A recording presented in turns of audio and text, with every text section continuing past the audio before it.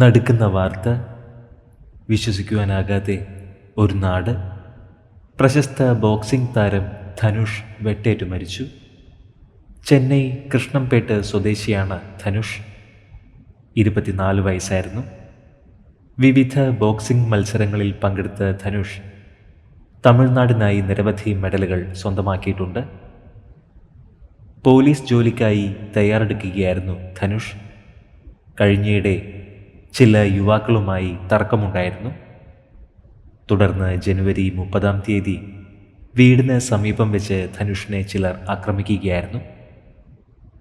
സംഭവ സ്ഥലത്ത് വെച്ച് തന്നെ താരം അന്തരിച്ചു. ഐസ് ഹൗസ് പോലീസ് വിശദമായ അന്വേഷണത്തിലേക്ക് കടന്നിട്ടുണ്ട്.